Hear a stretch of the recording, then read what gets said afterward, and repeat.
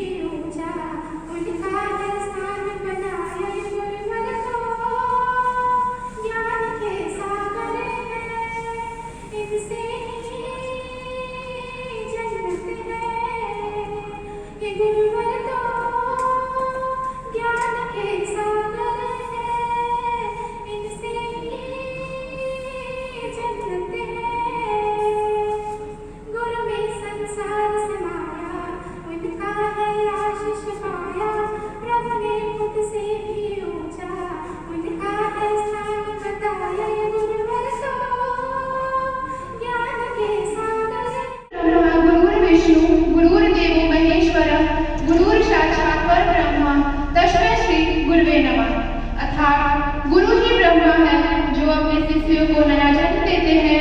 गुरु ही विष्णु है जो शिष्यों की रक्षा करते हैं। गुरु ही शंकर है और गुरु ही साक्षात परम ब्रह्म है। ऐसे गुरु को बार बार नमन करते हैं। अपनी संस्कृति और के लिए पहचाने जाने वाले भारतवर्ष में गुरु पूर्णिमा का पर्व एवं महत्वपूर्ण है। यह गुरुओं को समर्पित एक आदर्श पर्व है। गुरु के बिना किसी भी व्यक्ति का जीवन नाविक के बिना नाव की तरह होता है। गुरु अपनी पूरी जिंदगी अपने शिष्य को योग्य और सफल बनाने के लिए समर्पित कर देते हैं। इसलिए हमारे हिंदू धर्म और शास्त्रों में भी गुरुओं को विशिष्ट स्थान दिया गया है और गुरु पूर्णिमा के दिन उनका पूजन किया जाता है।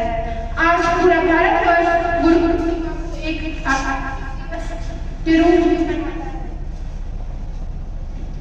गुरु पूर्णिमा के शुभ दिन सिर्फ गुरु ही नहीं बल्कि जिनसे भी आपको जीवन में सीखने को मिला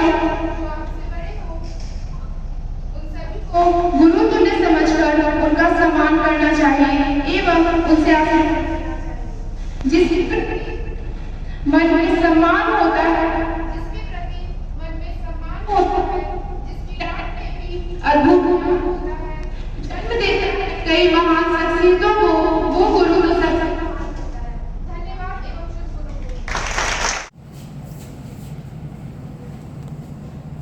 गुरु पूर्णिमा महोत्सव में हमारे बीच उपस्थित इस महाविद्यालय के प्रभारी प्राचार्य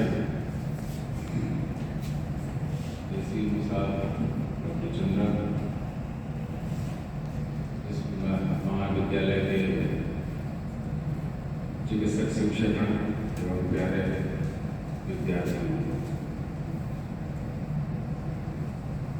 गुरु पूर्णिमा की परंपरा बहुत ही पुरानी है और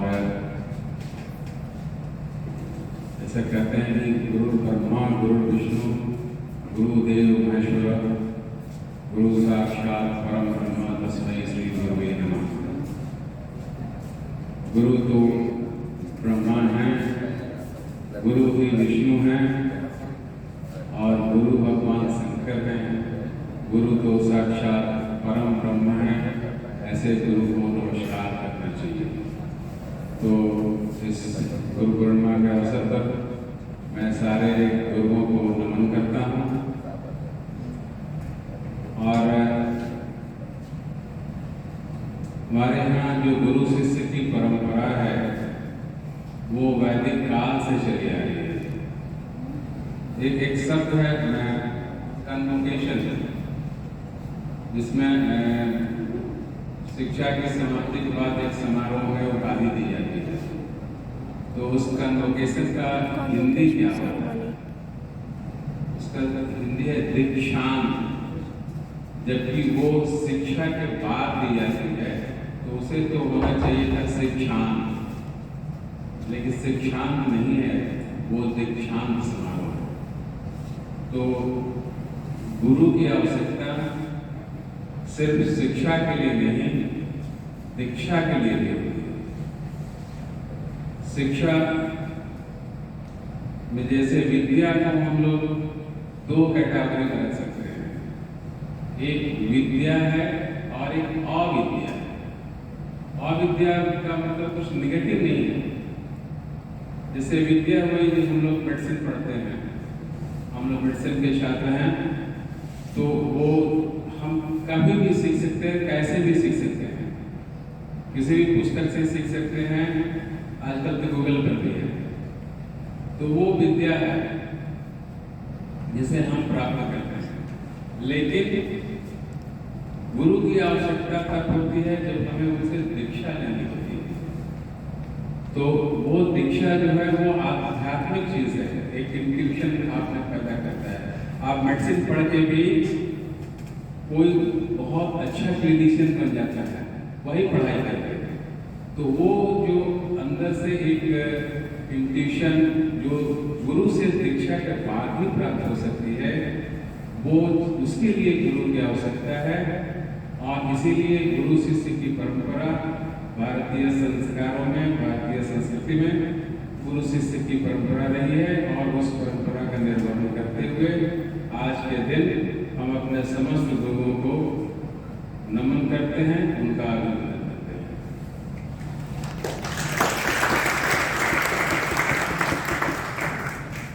तो अच्छा, एक चीज और बता दें इस गुरु कोर्स में, तुमको गुरु लोगों ने एक चीज नहीं सिखाया है क्या कि यदि कोई दिक्कत हो तो अपने से जो ऊपर लोग हैं, जो श्रेष्ठ लोग हैं, उनसे अपनी दिक्कत रखनी चाहिए और उसका समाधान वहीं से निकलना है। जैसे पता चला, तब तो मैं नहीं था यहाँ, पता चला कि छात्रों ने आउटडोर बंद कर दिया था। तो आउटडोर बंद कराने में समस्या का समाधान नहीं है ना, वो पब्लिक सर्विसेज है, उसको इंटरप्ट करके हम लोग क्या प्राप्त करते हैं? उसे तो कोई फायदा नहीं। उससे अलग एक कन्फ्रंटेशन हो सकता है, पब्लिक हम सबके विरुद्ध जा सकती है। तो यदि कोई समस्या है तो हमारे गुरुजन हैं, इस गुरुओं पर तुम्हें जिन्हें पूजन कर रहे हो, उन गुरुजनों से कहना चाहिए, समस्या का समाधान वहीं से निकलेगा। तो एक गुरु पूर्णिमा के दिन पर ये भी एक दीक्षा मैं सबको देना चाहता हूँ। तो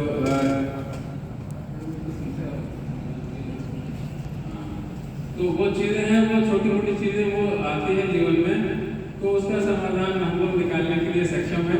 उसके लिए वो पब्लिक यूटिलिटी सर्विसेज है, ओपीडी चाहे पेशेंट्स को दिक्कत हो जाता है, उसको इंटरप्ट करने का कोई फायदा नहीं है।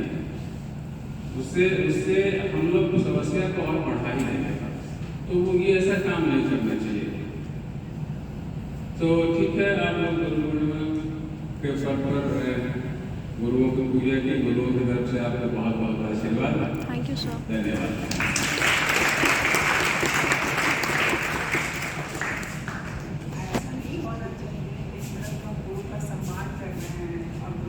उनकी बातों को अवहेलना कर रहे हैं। कल सर बोल रहे हैं, जो अभी सर बोल रहे हैं, उसी संदर्भ में मैं कह रही हूँ कि जब बातचीत हो रही, बातचीत के लिए बच्चे आए और प्रॉब्लम है, कुछ है प्रॉब्लम, टेक्निकल प्रॉब्लम है, उसको तुरंत शॉर्ट आउट नहीं किया जा सकता है। लेकिन इस तरह से प्रदर्शन करना अच्छी बात नहीं है, अच्छी मैसेज नहीं है। आपको तो अपने सीनियर्स का ब्लेसिंग लेना है। इस तरह से करेंगे कि कोई आपके सिंपैथी भी नहीं कर सकेगा। तो हमें क्या करना है, ये अच्छी बात है ये जो आप ऑर्गेनाइज किए हैं, तो इसकी भी मर्यादा रखनी है। Thank you ma'am. मंच से कोमल कुमारी को बुलाना चाहूंगी अपने संगीत प्रस्तुति के लिए।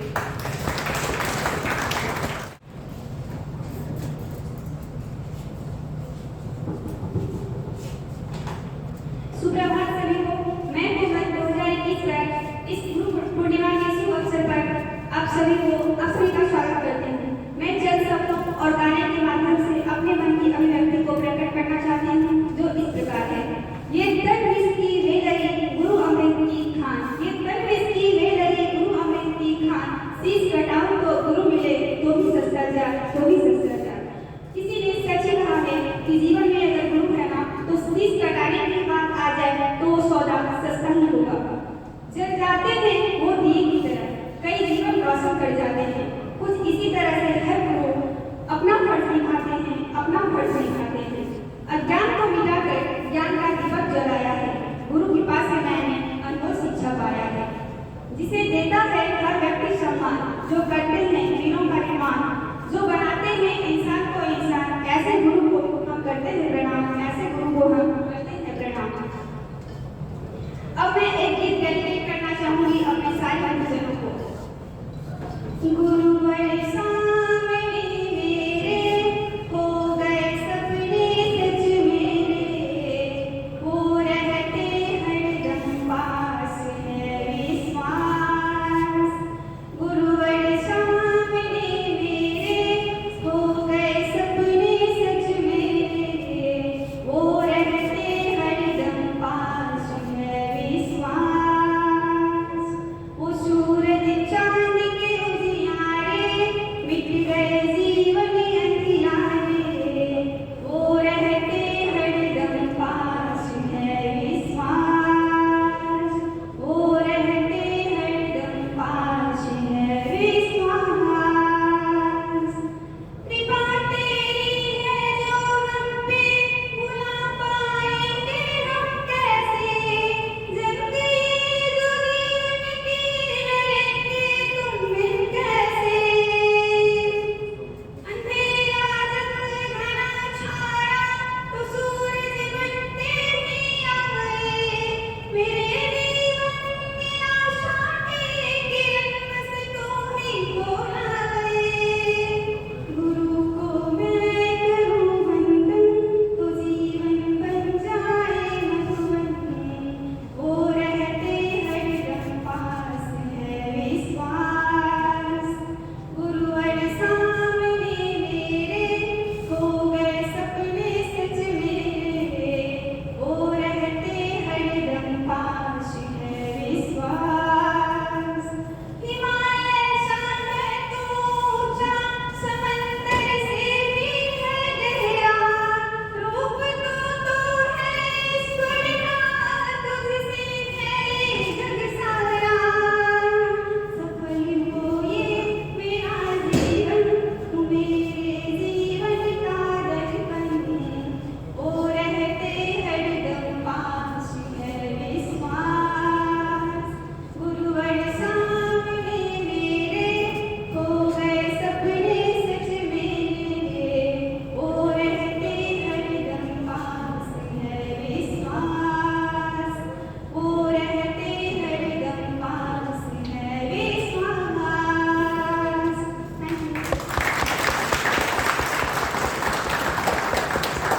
थैंक यू कोमल। अब हम इस कार्यक्रम की समाप्ति एनएमओ शांति मंच के द्वारा करेंगे। सर्वे भवन्तु सुखिनः, सर्वे सन्तु निरामयाः, सर्वे भद्राणि पश्यन्तु मा कश्चित् दुःखात् दुर्भाग्यः। ओम शांति शांति शांति। आप सभी का बहुत बहुत धन्यवाद। आप लोग अपना कीमती समय हमें दिया और इस कार्यक्रम को सफल बनाया। धन्यवाद। मैं से आग्रह करती हूँ साइकेट्रिस्ट से कि कुछ वो शब्द हैं।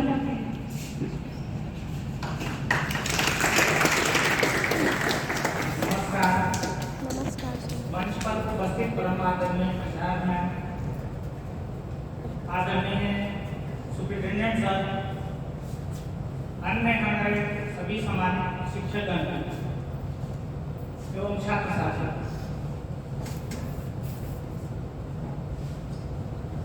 ये बड़े गर्व की बात है कि आज हम सभी एकत्रित हुए हैं यहाँ गुरु पूजन के लिए।